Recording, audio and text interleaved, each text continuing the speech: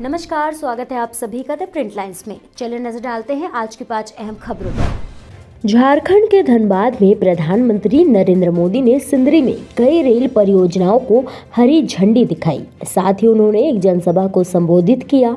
उन्होंने कहा कि आज यहां सिंदरी उर्वरक कारखाने का लोकार्पण किया गया।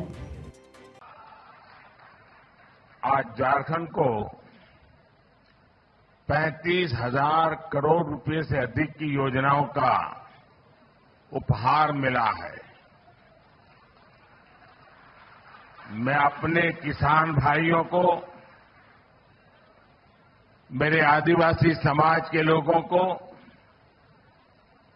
और झारखंड की जनता को इन योजनाओं के लिए बहुत बहुत बधाई देता हूं।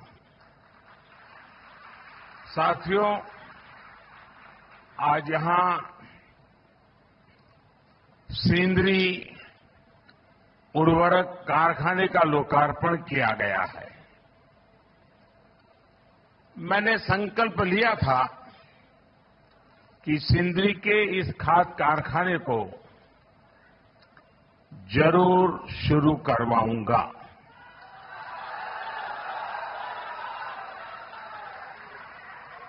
ये मोदी की गारंटी थी और आज ये गारंटी पूरी हुई है। प्रधानमंत्री नरेंद्र मोदी ने झारखंड मुक्ति मोर्चा पर निशाना साधते हुए कहा कि जेएमएम का मतलब हो गया है जम करके खाओ। तेज विकास के लिए ये जरूरी है कि हाँ, कानून व्यवस्था अच्छी हो, शासन प्रशासन ईमानदार हो, लेकिन जब से यहां जेएमएम और कांग्रेस की परिवारवादी, भ्रष्टाचारी और तुष्टीकरण वाली सरकार बनी है, तब से स्थितियां बहुत बिगड़ी है। जेएमएम का मतलब हो गया है जम करके खाओ। लोकसभा चुनाव 2024 की तारीखों का ऐलान होना अभी बाकी है। इससे पहले सभी राजनीतिक दल अपनी तैयारियों को अंतिम रूप देने में जुट गए हैं। इसी क्रम में सत्ताधारी दल बीजेपी की गुरुवार देर रात को दिल्ली में केंद्रीय चुनाव कमेटी की बैठक हुई। इसमें पीएम मोदी, गृह मंत्री अमित शाह, सीएम योगी समेत कई बीजेपी के लीडर शामिल हुए थे। दिल्ली से लौटने के बाद लखनऊ में सीएम योगी आदित्यनाथ ने राज्य की राज्यपाल आनंदीबेन पटेल से मुलाकात की और पुस्तक रोम रोम में राम भेंट की। इसके बाद से योगी कैबिनेट विस्तार की चर्चाओं ने तूल पकड़ लिया है।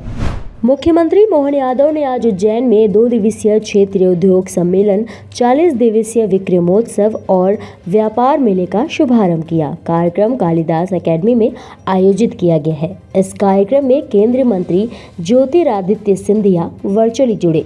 इस दौरान 17 उद्योगों का भूमि पूजन, 8 उद्योगों का लोकार्पण और वीर भारत संग्रहालय का शिलान्यास किया गया।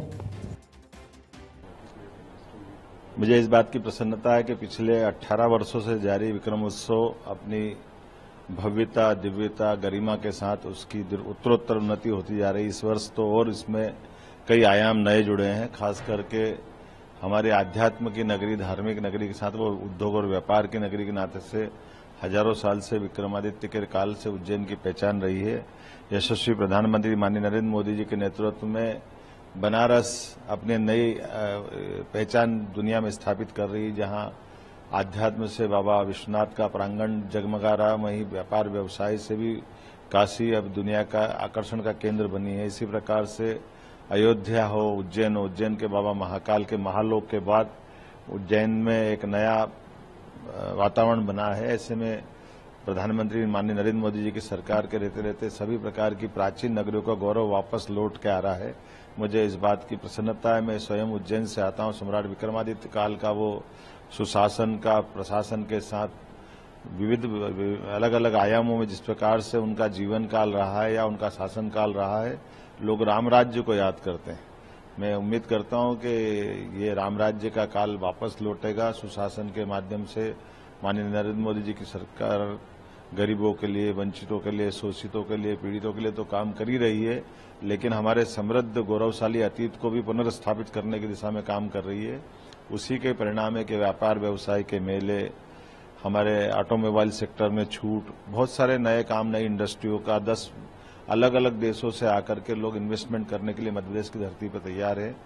ये रीजनल समिट लगातार जारी रहेगी। उम्मीद करेंगे आने वाले समय में हमारे अपने इंदौर, भोपाल, ग्वालियर, जबलपुर, रीवा, इस सभी अंचलों में इस प्रकार की समिट का आयोजन होगा और व्यापार मेले की शुरुआत होगी। मेरी अपनी ओर से पूरे आयोजन के लिए बधाई और खास करके विक्रम संवत 2081वां चालू होगा।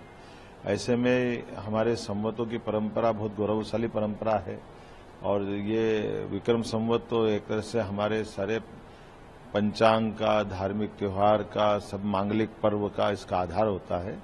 और नया वर्ष जब ऋतु परिवर्तन होती है और बसंत ऋतु का आगमन होता है, ऐसे में ये संवत हमारे लिए नई ऊर्जा, नया जोश और नए वर्ष का आनंद देता है। मेरी अपनी ओर से नए वर्ष के इस बड़े आयोजन की बधाई, खास करके इसी के साथ साथ महाशिवरात्रि का पर्व भी इसी माह आने वाला है और ये इसी आयोजन का हिस्सा है। बाबा महाकाल के प्रांगण से लेकर के ओंकारेश्वर तक और पूरे देश और दुनिया में हमारे महादेव विविध रूप में जाने जाते हैं।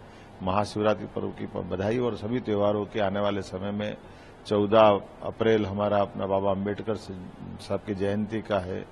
इसी माह में होली का त्योहार है। सभी त्योहार हमको आपस परस्पर प्रेम, स्नेह, आत्मीयता का मौका देते हैं और उत्साह, उमंग, ऊर्जा भरते हैं। मेरी अपनी ओर से। पश्चिम बंगाल की मुख्यमंत्री ममता बनर्जी ने आज बड़ा दावा किया है। ममता बनर्जी ने कहा कि आने वाले समय में सिलेंडर 2000 रुपए का मिलने लगेगा। दरअसल ममता बनर्जी ने सिलेंडर की कीमतों में इजाफा को लेकर भाजपा की केंद्र सरकार पर निशाना साधा। वहीं अब पश्चिम बंगाल भाजपा अध्यक्ष सुकांता मजूमदार ने ममता बनर्जी पर पलटवार किया है।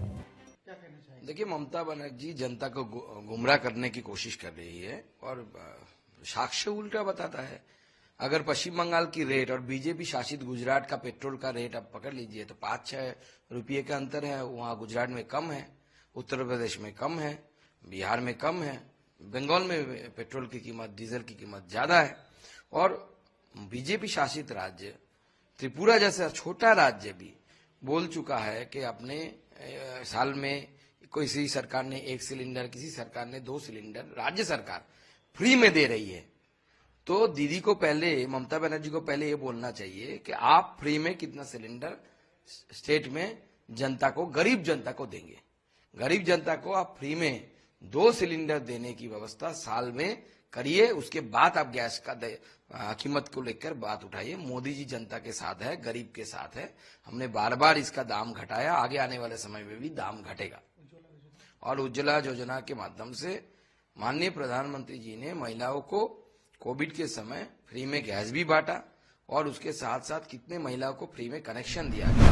ऐसे ही और भी खबरों को देखने के लिए बने रहिए द प्रिंट लाइन्स के साथ।